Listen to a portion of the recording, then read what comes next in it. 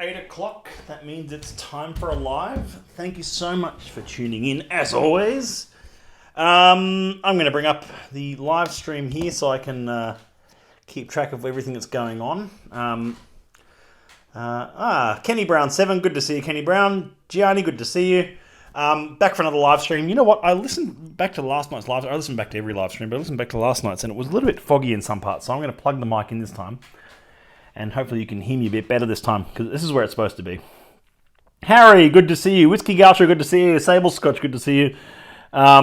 Harry is, by the way, just to put her on the spot, is the absolute superstar of Archie Rose, our partner bar over in Rosebery, which we've got an event at. This is a nice casual little plug here on the 8th of Feb, and it's a gelato and whiskey and sweets kind of afternoon. It's a Saturday afternoon, 3 p.m. onwards at the upstairs mezzanine. Just a nice little event there to cool down on a nice summer afternoon in summer. A summer afternoon in summer. There you go. 3 p.m. I hope to see as many of you there as possible. We're going to fill the mezzanine with great whiskey and great members and have a good time. Sable Scotch, Robert Akers, good to see you. Ali, good to see you, Ali. Hope you're well. Okay, now, I promised last night that I was going to talk a bit about haggis, and I fully intended to have a cooked piece of haggis in front of me for this live stream, as mental as that sounds, and I realised that there's two problems here. One, I'd already had dinner by 8 o'clock, so therefore, me having this giant piece of cooked haggis in front of me on a live stream is both unappealing for you to watch and unappealing for me to eat, as I'm already quite full from dinner. So I brought along a nice chunk of haggis here instead. You can see what it looks like. It doesn't look like much. This one's still in its plastic wrap from the butcher. So it says here it contains liver, oatmeal, fresh onion, stock, seasoning. So haggis is traditionally basically heart, liver, a bit of guts, bit of intestine, bit of everything in there, and then it's mixed with Jamie Pooh's good to see you, but I hate it. No, I didn't have haggis for dinner, but I should have. It's sheep's guts. Let's be honest. It's sheep offal traditionally, heart, liver, lungs normally, and minced with a bit of onion, oatmeal, sweat, and spices. Sweat being, of course, beef fat, essentially. And then mixed with some salt, stock, and cooked through. Now, often, traditionally, haggis is cooked in the actual, isn't cooked in the stomach itself of the, so it's cooked in the sheep's stomach as the casing. I don't think this one is. This is a very traditional Scottish haggis. It's a Scottish butcher here in Australia that make them. It could be actually a sheep's stomach. I'm not sure. I wouldn't put it past them. They do things very traditionally. And this was very gratefully given to me, actually, this chunk of haggis. Was given to me by Susie in our office, because she knows I'm a big fan of haggis. And whether you boil it or whether you bake it is entirely up to you, as long as it comes out nice and moist and fresh and lovely, as fresh as haggis can be. Some people can't stand haggis. It's got a certain earthy aroma to it. They hate the idea of eating heart and liver. You know what? I'm a huge fan of weird meats, especially because otherwise they go to waste. Now, everyone's always focusing on, when it comes to the world of meat and butchery and stuff like good meats, everyone's always focusing on the prime cuts, sort of like the porterhouse steaks and the chicken legs and things like that. Whereas there's some really great food out there if you can learn how to cook offal, if you can learn how to cook tripe, and if you can learn how to cook haggis. Haggis is very easy to make. Tripe is a bit trickier to deal with, I find, and I've experimented with it. The best part about experimenting with weird meats is that you get to it doesn't matter. Trial and error is a lot of fun in weird meats because it doesn't cost anything to get them. You can go to your butcher and you can often ask for tripe, and it's often $3 a kilo, or offal is even less sometimes. So some weird cuts are quite expensive, of course, but like chicken hearts are cheap. So you get to have a bit of fun. Kangaroo meat's fantastic. If you've not had kangaroo meat before, I highly encourage it. It's a bastard to cook right though. It's really it's one of those meats that I find is, if it's undercooked, it's awful and it can get you quite sick. And if it's overcooked, it just tastes like trying to eat a chunk of leather. So it's one of those meats that you've got to cook at the exact right temperature and everything like that. I'm just personal for experience here. I mean, other people might have more luck with it than I do. Deep fry it full Scottish. Blackwood Studios, good to see you. HS_AUS. Chicken liver, yes. So that's a chunk of haggis. Like I said, I'm not gonna eat this haggis live on camera because that's grotesque for you to watch, and even worse for me as I've already had dinner and I'm quite full. But I'm gonna have that later on, possibly tomorrow or the day after. I don't know. But that's a really lovely gift from Susie, and I'm looking forward to tucking into that soon with some neeps and tatties. Sweetbreads. Yeah, Hannibal Lecter called. Okay, so the other little subject I want to touch on was something. Now, this is sort of like going back into our theme of back to basics from last week. But I had some interesting questions via Instagram and via Facebook as well over the last couple of days about sherry casks and talking about some of the basics of sherry cask maturation. I've got here 73.107. Cherry, chocolate, and chutney. Try saying that after 10 drams. It's a 20-year-old from a first fill ex-Oloroso hogshead. It was offered up to members, I think, in around October. Outturn around October, somewhere around there. I'd have to dial back and have a look. I'm just going to have a little one of this one because it's quite a lovely old whiskey and I want to preserve a bit of that one. Now, let's talk about some of the basics of sherried whiskies. Ooh, yeah, that is cherry and chocolate. That is fantastic. Now, when we talk about a bourbon cask, what's dramming? Can you share the end result? Yeah, yeah, I can. Look. I'll put up the story of what the cooked haggis looks like and what I did with it. I'll put it up in our Instagram story and all things like that. I'll show you that cask that I'm just talking about now. I'm talking about sherry casks in general here. So there's this misconception. It's a funny one. There's this misconception. There's this perception in the whiskey industry that sherry casks are quite scarce and harder to get than ex-bourbon barrels. That's not strictly true because the market is starting now to keep up with the ongoing demand for them. However, good sherry casks are particularly hard to deal with, from what I've been told, in that a good sherry cask will impart quite a desirable flavour, just like a good first fill bourbon barrel will impart a good flavour. I'm a huge fan of refill sherry, generally speaking. I love a lot of refill sherry casks, and I love some first fill sherry casks as well, but it depends on what the spirit is, how long it's been in the first fill, and all those sorts of things.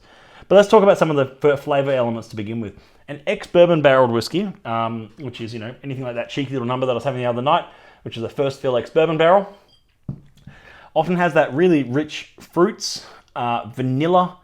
You get that sort of, sort of like vanilla pastries, and a lot of those sort of there's quite what I like to call an honest consistency to good bourbon barrels, especially refills, where you get,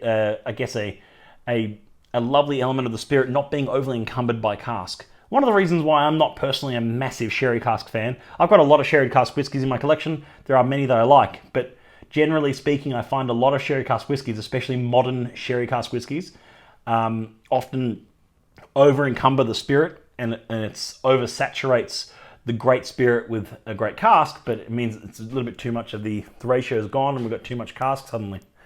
And that's really quite a sort of like quite frustrating as a whiskey drinker when you're finding that level of balance is out of whack. So in this case, it was 15 years in 17 years in an ex-refill bourbon cask, and then 3 years into a first fill Oloroso hogshead. First fill Oloroso ex-Oloroso hogshead. Yeah, really nice stuff. So what I want to talk about is some of the basics of sherry casks just tonight. Yeah, Thor's Slippers from if you're lucky enough to get a bottle of Thor's Slippers, well done to you.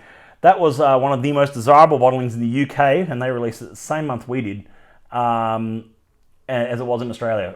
Super desirable bottling from Distillery 96, also known as Glendronach.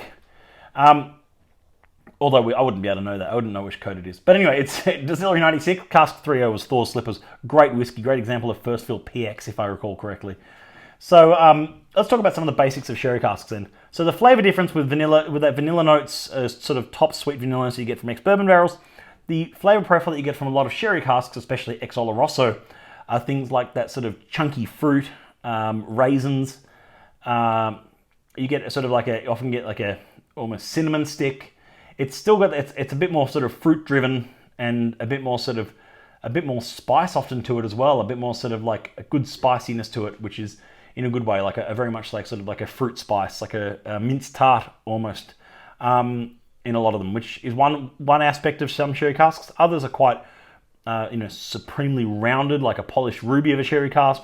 So they're very variable. I find they've got a lot of variation in sherry casks. And the thing that is to remember is that not all sherry casks are the same size. Most barrels and hogsheads, when it comes to ex-bourbon, barrels and hogsheads are the two most common.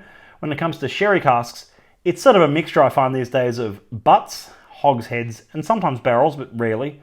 Butts and hogsheads. So hogsheads being 245, 255 litre, and butts being 550 to 600 litre sherry butts.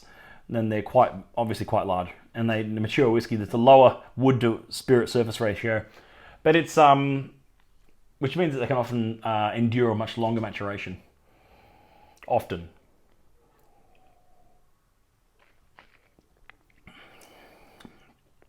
Notes of like Christmas cake and Demerara sugar. It's not really that kind of night. It's quite muggy in Sydney tonight. Quite warm. Normally I try to avoid big, thick, chunky Oloroso drams in summer. Where's the haggis? Monarch Perth. There's the haggis. I had dinner before I started the stream, but I'm going to cook this up and show it on our stories over the next 24 hours. So keep an eye on that. There's the haggis. Yeah, no, Monarch Perth, it's coming. Don't worry, the haggis is coming. It's still uncooked at this point. I wouldn't want to eat it raw. It's otherwise I'd be eating raw haggis. Sure, Queen Kirsty, good to see you. Good to see you. Okay. So in this case, we always print the details on the label, of course, from what kind of cask it's come from. So this is a first fill ex Oloroso hogshead. The only time where we don't print at the moment, where we don't print the full details of the I say at the moment, when we don't print the full details of the cask on the bottle, is when it's one of like the special editions for like Speyside or Campbelltown Festival or things like that, which look like this. Typical, it's pissing down rain. I want more Sydney weather. Yeah, Sydney, unacceptable. You Aussies, I don't know. This is a really great butcher, Monarch Perth. It's David's larder, for those wondering. It's a proper Scottish butcher here in Australia, here in Sydney.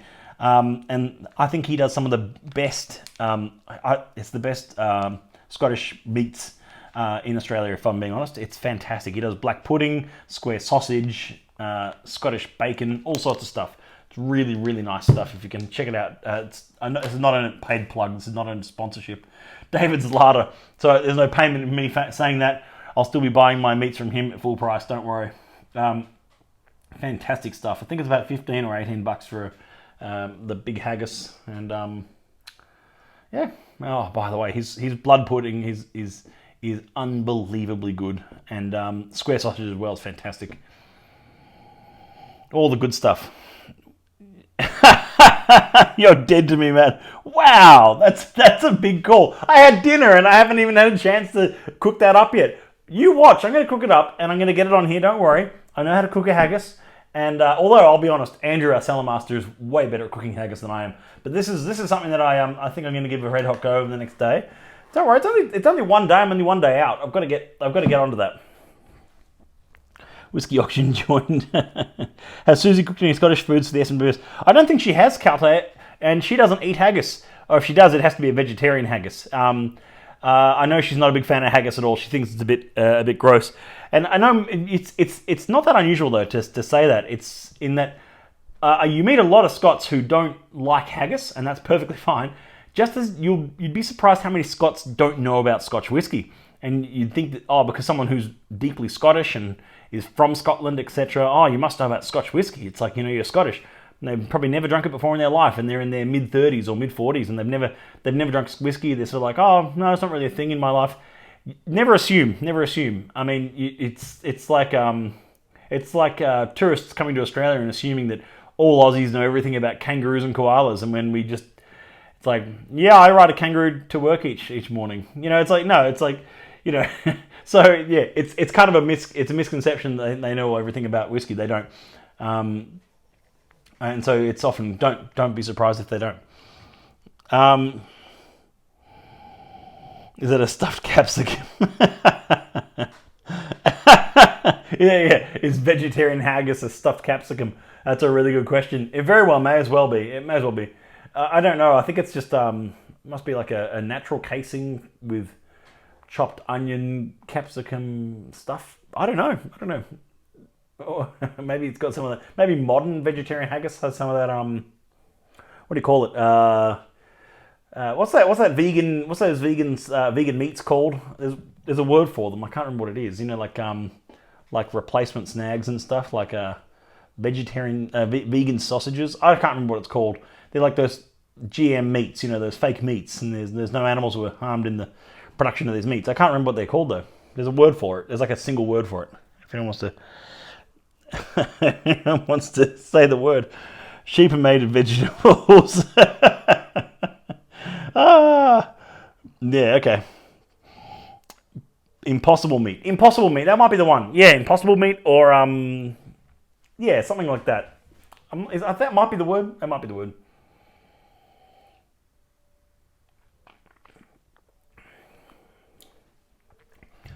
There was an era of Scotch whisky maturation in sherry casks, which some of the older drinkers will know about. And that was an era of distilleries, especially like, there were others, but especially Macallan and especially Glengoyne, where they were acquiring magnificent sherry butts to mature whiskey, and that was straight from Spanish bodegas. These days, and these were casks that were used for maturation of sherry for a very long time, sometimes probably 100, 150 years or more. Those casks, of course, were super desirable, and the demand on this from the Scots to make whiskey in those kind of sherry casks far outweighed the amount of bodega casks that bodegas were willing to sell on. Why would they sell them on when they're so desirable for the ongoing maturation of sherry? So what we have now, most sherried whiskey around the world is coming from what's called seasoned casks. There's no minimum legal requirement for how long they have to be seasoned for. It can be seasoned for 3 months. It can be seasoned for 12 months. I've heard that in most cases it's seasoned between 6 and 9. There are a couple of seasoning houses that season for more than a year. I'm sure they're a bit more expensive as a result. But they are casks where sherry is made for those casks and then it's dumped. So next time you see if you ever find yourself in a catering, pardon me, if you see yourself in a catering superstore and you see one of those 60 litre, 10 gallon drums of cooking sherry that restaurants routinely use, then that's an example of where that sherry ends up. Some of it I'm sure gets tipped out as well, but I think a lot of it is pretty sustainable these days. In fact, I was just reading just earlier today about how Scotch whisky in the next 5 years, between now and 2025, can you believe we're in 2020? Between now and 2025, Scotch whisky, when it comes to the drinks industry, is set to be the most sustainable of all, as in like more sustainable than gin, more sustainable than beer, wine, etc. And so that's really exciting. It's really exciting to see that it's quite a sustainable industry. I remember that report as well from ages ago where they said there's approximately 1.2 billion years worth of peat left. So I think there's a few millennia of good peated whiskey still to go, which is really exciting. Beyond Meat. That was the one I was thinking of. Thank you, Mark Perth. Yes, Beyond Meat. Yes. So it's kind of like what is the beyond what we already know as Beyond Meat. I think that was the one. I think that's a brand, but it's still like. It's like asking, what's that brand of tissues? Kleenex. Everyone knows what Kleenex is, kind of thing. It's like, that must be the brand that I think everyone must associate with, or at least I do. Impossible. Yeah, here we go. Corn, yeah. SM Yang, good to see you. Distilling Me Softly, what a great name. Good to see you. Whiskey Man Sam, good to see you, Sam. Whiskey Saurus, so many great people joining. Thank you so much. We're just talking a bit about sherry casks. I was going to talk a bit about haggis, but my haggis isn't cooked yet. But I've got one here, and I've shown it on camera twice now, so no more complaining.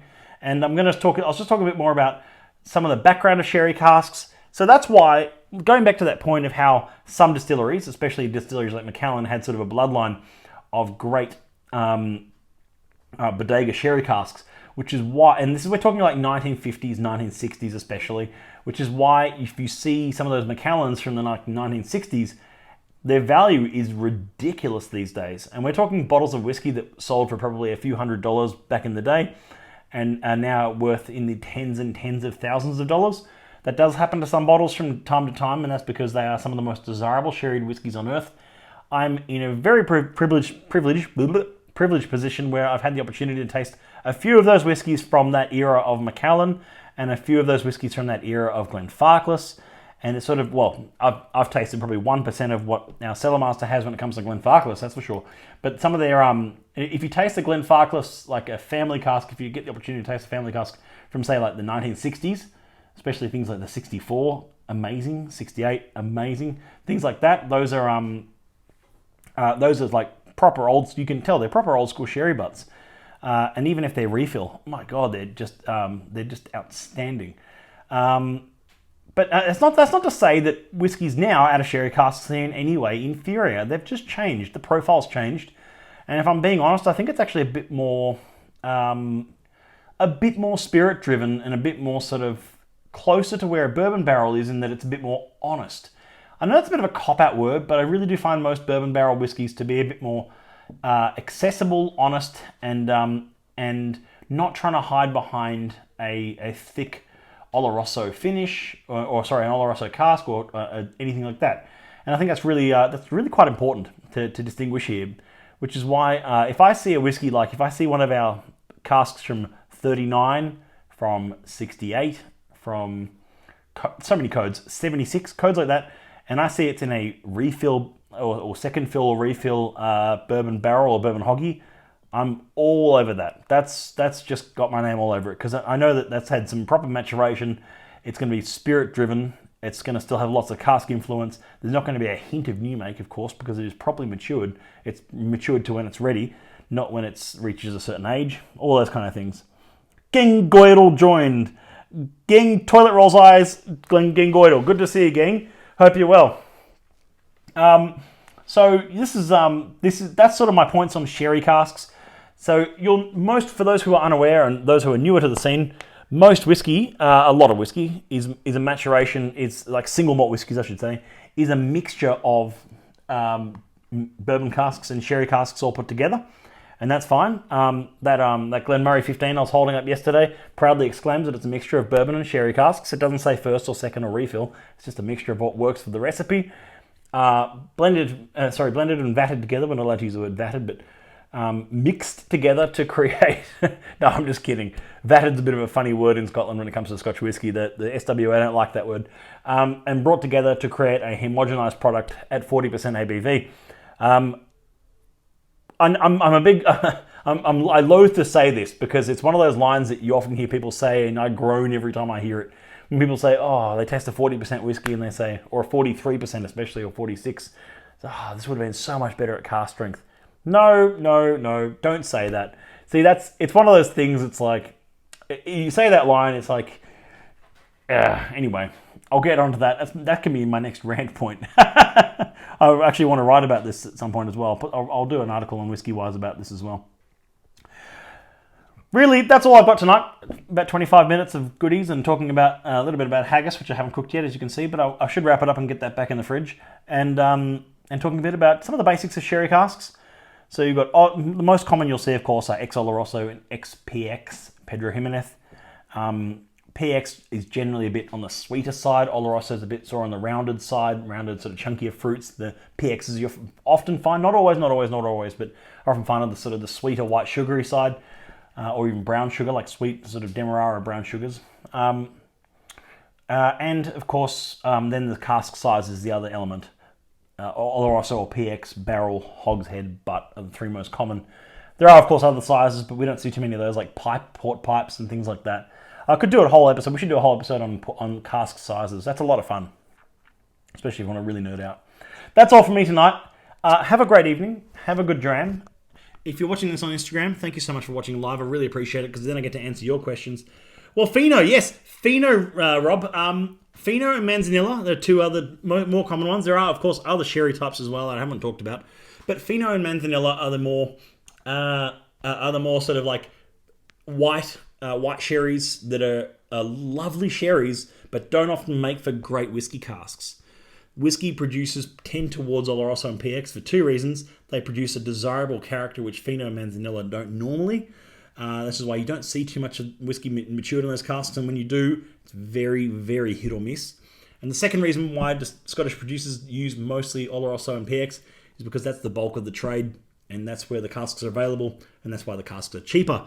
Because Fino Sherry literally stands for finest, is in the highest grade. Fino is the highest grade of sherry in their system. So that's like the VS, that's the XO grade of sherries, if you like, the granddaddy of sherries. So that's why they don't let those casks are much harder to come by, and aren't overly desirable for whiskey maturation. Something to think about.